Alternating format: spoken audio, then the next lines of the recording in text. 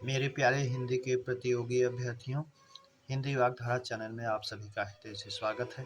इस उम्मीद के साथ हिंदी की तैयारी आप अपने स्तर से भरपूर ढंग से कर रहे होंगे और प्रतियोगी परीक्षाओं में पूछी जाने वाली हिंदी आपके लिए आपकी मातृभाषा होने के नाते सरल भी है। और यदि आप इसको अपने हृदय में ये बात ध्यान रख करके कि हिंदी में मुझे पूर्णांक लेना है तो भरपूर अपना दे भी रहे होंगे। आइए आज की श्रृंखला के पहले प्रश्न की शुरुआत हम लोग करते हैं, जो आपकी परीक्षाओं के लिए ये प्रश्न बहुत ही उपयोगी हैं। आज का हमारा पहला प्रश्न है, हिंदी में स्वरों की संख्या है ए 10, बी 11, सी 12, डी 13। तो हिंदी में स्वरों की संख्या वास्तव में अगर पूछे तो आपकी 11 ही होती है। पिछली बार आयोग में पहले 13 माना था, लेकिन बाद में विवाद की स्थिति में उसने 11 भी माना। तो 11 हमारे वास्तविक स्वर है ही है, और उसके बाद जो है 13 तो अयोगवाह को जब जोड़ते हैं तब बनता है। अगर अयोग वाह सहित पूछे कुल स्वरों की संख्या तब आप 13 कहें, अन्यथा की स्थिति में आप विकल्प बी 11 ही माने स्वरों की संख्या। प्रश्न नंबर 2, हिंदी साहित्य का इतिहास के लेखक हैं A George Grierson, B Ramchandra Shukla, C Garcin de Tassy, D सभी। तो हिंदी साहित्य के इतिहास का लेखन कार्य रामचंद्र शुक्ल जी ने पूर्ण रूप से किया, इसलिए विकल्प भी हमारा सही हो जाएगा, रामचंद्र शुक्ल। प्रश्न नंबर 3, मृगांक में समास है ए तत्पुरुष, बी कर्मधारय, सी बहुव्रीहि, डी अव्ययी भाव। मृगांक, मृग यहाँ जानवर से अर्थ है, जिसके गोद में जानवर है, खरगोश है, इसलिए जो है ये बहुव्रीहि में अर्थात चंद्रमा, इसलिए बहुव्रीहि में जाता है, इसलिए विकल्प सी हमारा सही हो जाएगा, बहुव्रीहि। प्रश्न नंबर 4, महेंद्र का तत्सम है मृगेंद्र, महेंद्र, महेंद्र, मृगांक। तो मयंक का तत्सम मृगांक होता है, लेकिन महेंद्र का तत्सम मृगेंद्र होगा, जो शेर का पर्याय भी है। प्रश्न नंबर 5, कौन सा देशज शब्द है ए लोटा, बी पगड़ी, सी ठेठ, डी सभी। तो ये सब देशज शब्द हैं जिनकी उत्पत्ति का कोई आधार नहीं है, पता नहीं है, इसलिए विकल्प डी हमारा सही हो जाएगा। जो अपने देश में ही कर लिए जाते हैं, जिनकी उत्पत्ति का कोई आधार नहीं होता, वो देशज कहलाते हैं। प्रश्न नंबर 6, जो कुछ ना जानता हो वाक्यांश का एक शब्द है ए अज्ञ, बी विज्ञ, सी प्रज्ञ, डी सुविज्ञ। तो जो कुछ ना जानता हो इस वाक्यांश का एक शब्द होगा अज्ञ, इसलिए विकल्प ए हमारा सही हो जाएगा, अज्ञ। प्रश्न नंबर 7, तुलसीदास किसकी रचना है ए तुलसीदास, बी सूर्यकांत त्रिपाठी निराला, सी धर्मवीर भारती, डी कोई नहीं। तो तुलसीदास जो है ये तुलसीदास जी की नहीं बल्कि सूर्यकांत त्रिपाठी निराला जी की है, इसलिए विकल्प भी सही हो जाएगा, सूर्यकांत त्रिपाठी निराला। प्रश्न नंबर 8, कंपति पर्याय है ए अणव का, बी पारावार का, सी अम्बुध का, डी सभी का। तो कंपति माने समुद्र होता है, तो अणव, पारावार और अम्बुध ये सभी समुद्र के पर्यायवाची हैं, इसलिए विकल्प डी हमारा सही हो जाएगा, सभी। प्रश्न नंबर 9, पारावत पर्याय है ए रक्तलोचन, बी कपोत, सी धूम्रलोचन, डी सभी का। तो पारावत जो है पर्याय है कबूतर का, तो इसलिए रक्तलोचन भी होगा, कपोत भी होगा, धूम्रलोचन भी होगा, विकल्प डी हमारा हो जाएगा, सभी का। प्रश्न नंबर 10, मेरे द्वारा फूल तोड़ा गया में कारक है ए कर्म कारक, बी करण कारक, सी संप्रदान कारक, डी अपादान कारक। मेरे द्वारा फूल तोड़ा गया, तोड़ने का माध्यम मैं रहा, इसलिए करण कारक होगा, विकल्प बी हमारा सही हो जाएगा, करण कारक। प्रश्न नंबर 11, सप्तस्य में संधि है स्वर संधि, व्यंजन संधि, विसर्ग संधि, कोई नहीं। सप्त प्लस ऋषि, ता में आ है, उधर री है, दोनों मिलकर अर हुआ है, गुण स्वर संधि का उदाहरण है, इसलिए स्वर संधि में जाएगा, विकल्प ए हमारा सही हो जाएगा, स्वर संधि। प्रश्न नंबर 12,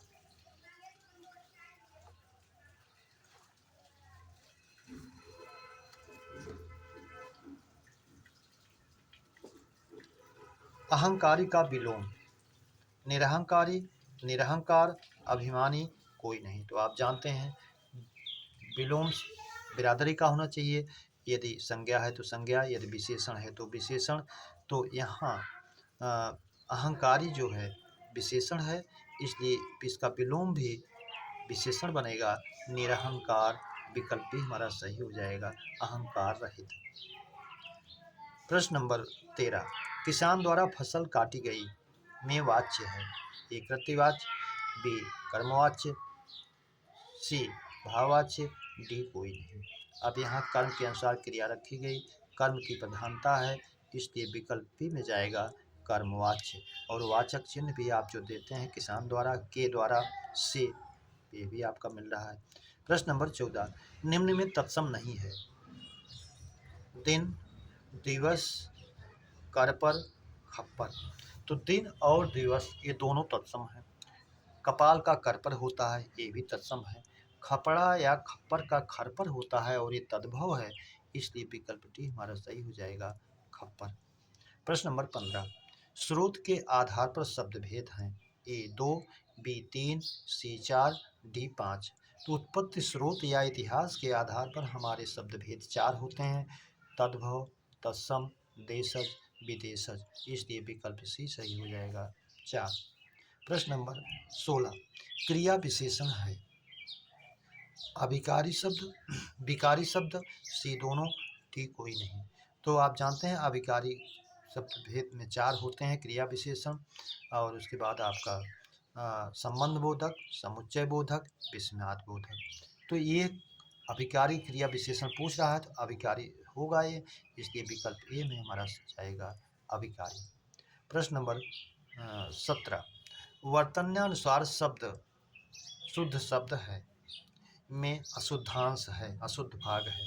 ए शुद्ध, बी शब्द, सी वर्तन्यानुसार, डी कोई नहीं। तो वर्तन्यानुसार यण स्वर संधि के अनुसार इसका होना चाहिए वर्तनी प्लस अनुसार, वर्तन्यानुसार होना चाहिए था, और ये वर्तन्यानुसार दिया है, इसलिए ये अशुद्ध है।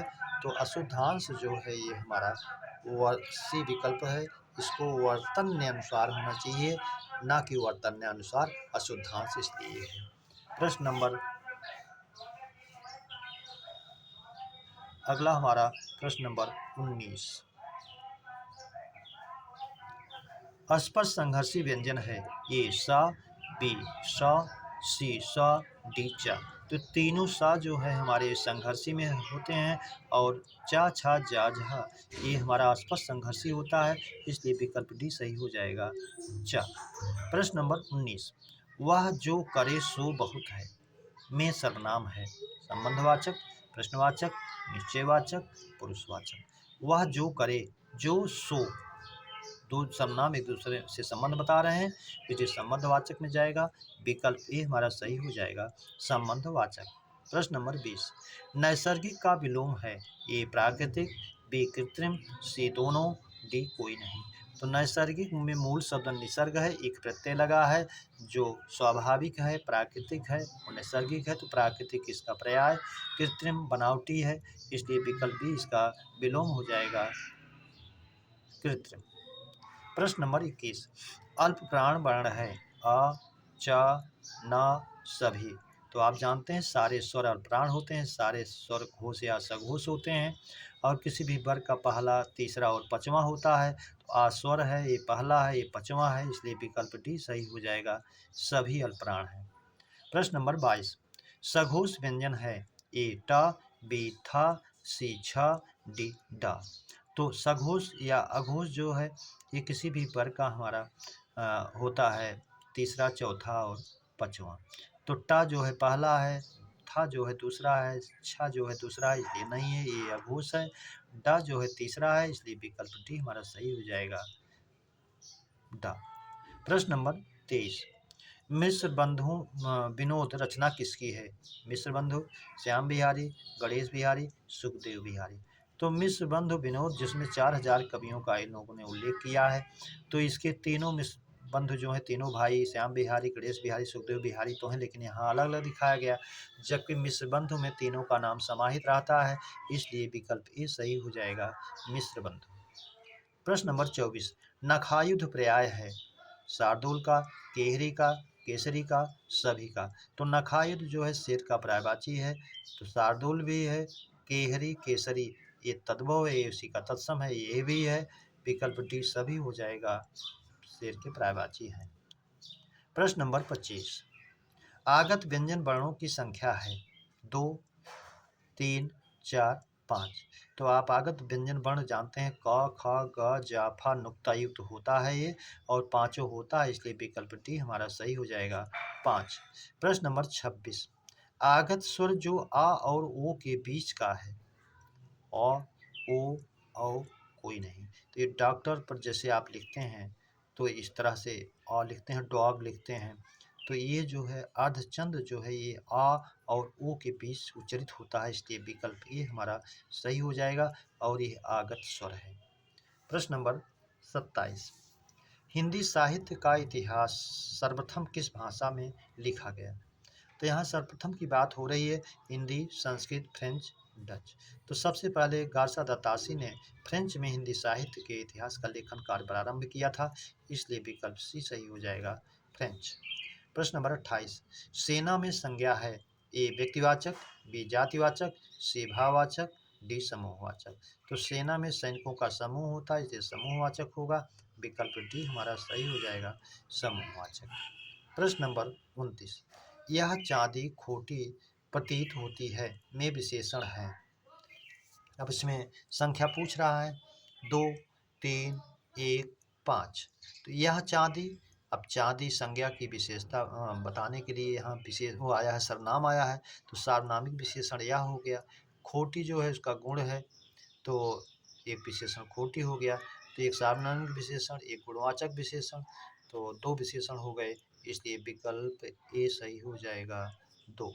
प्रश्न नंबर 30, वह अचानक गिर पड़ा में क्रिया विशेषण का रूप है, ये कालवाचक, स्थानवाचक, रीतिवाचक, परिमाणवाचक। इसमें परिमाण मात्रा बताई नहीं गई, स्थान की बात कही नहीं जा रही है, समय की ओर संकेत किया नहीं जा रहा है। एक अचानक एक तरीका है, ढंग है, स्टाइल है, मैनर है, इसलिए रीतिवाचक में जाएगा, विकल्प सी हमारा सही हो जाएगा। प्रश्न नंबर 31, सकल सकल समश्रुत भिन्नार्थक शब्द का अर्थ है संपूर्ण, टुकड़ा, पूरा, आधा, थोड़ा, पर्याप्त, अति, अल्प। तो पूरा, आधा, थोड़ा, पर्याप्त, अति, अल्प से कोई मतलब नहीं। सकल माने संपूर्ण, सकल माने टुकड़ा, भाग, अंश, इसलिए पहला ही विकल्प सही हो जाएगा, संपूर्ण, टुकड़ा। प्रश्न नंबर 32, वह शब्दांश जो शब्दों में पूर्व में जुड़कर उसमें विशिष्टता लाता है वो कहलाता है।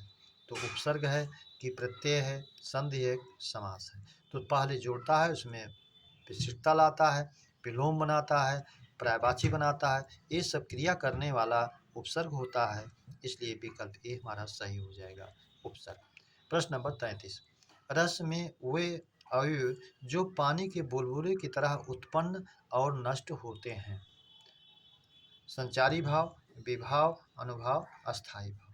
तो ये क्रिया करने वाला तत्व जो है संचारी भाव होता है, जिनकी संख्या 33 होती है, इसलिए विकल्प ए हमारा सही हो जाएगा, संचारी भाव।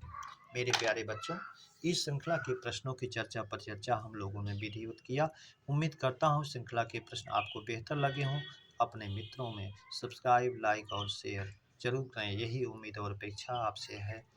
अगली श्रृंखला के मिलने तक आप सभी को हृदय से धन्यवाद। जय हिंद।